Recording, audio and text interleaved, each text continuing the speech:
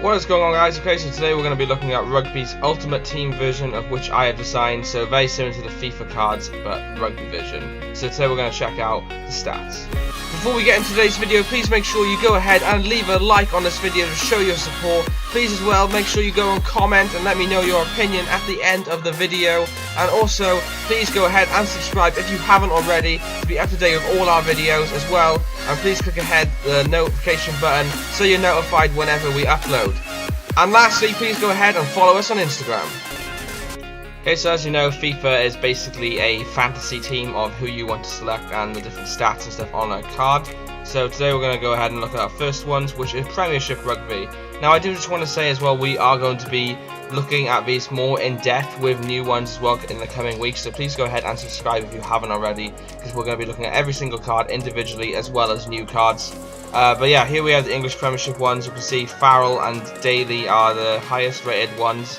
Liam Williams is 88, George Ford is 86, Stuart Hogg's 88 as well, and then we have another Newcastle player there, which is a Tongan player.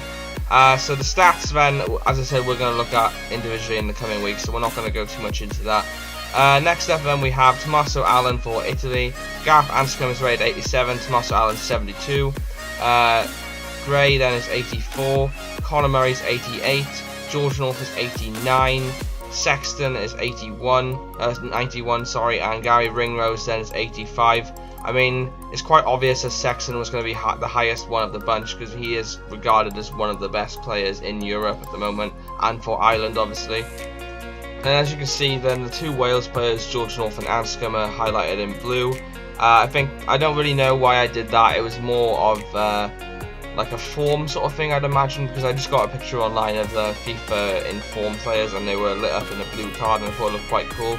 So maybe that would be because they're in form, or maybe because Wales won the Six Nations or something along those lines. I'm not too sure, but I thought it would look quite cool if you had inform players highlighted in blue.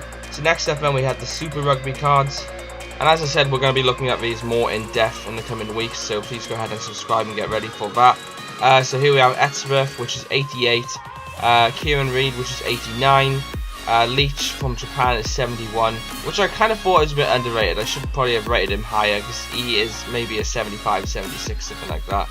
We have Cavalli from Argentina, which is a younger player again. I didn't put Sanchez in this one, mainly because I wanted to show off the silver cards a few more as well. So we have Tyler Ardron for Canada, who's 70 rated. And then we have Coleman then, who plays for Australia for the Rebels, and he's an 80 rated card. So in general, could you let me know in the comments, guys, as well, because I don't really follow Super Rugby that much. Obviously I know of the superstars like Etzebeth and Reid and stuff like that, so could you let me know in the comments, what do you think of my ratings? Is it more accurate or not? I'm sorry if I've got the ratings a bit wrong, because I don't really watch Super Rugby. I'm just going by the international stage.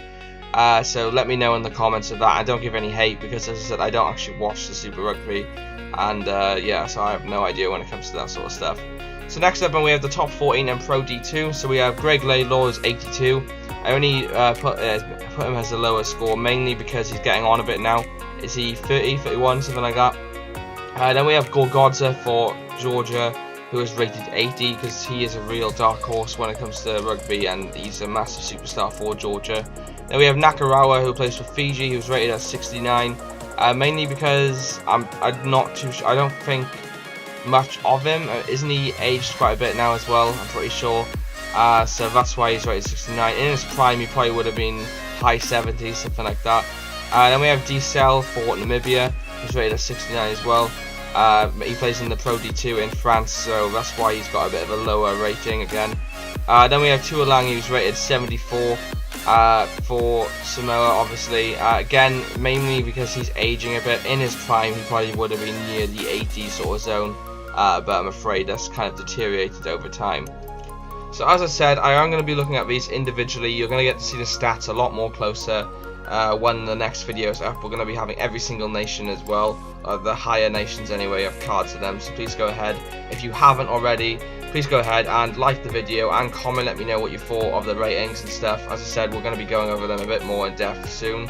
As well, if you haven't already, please go ahead and subscribe. We're gaining loads of subscribers lately.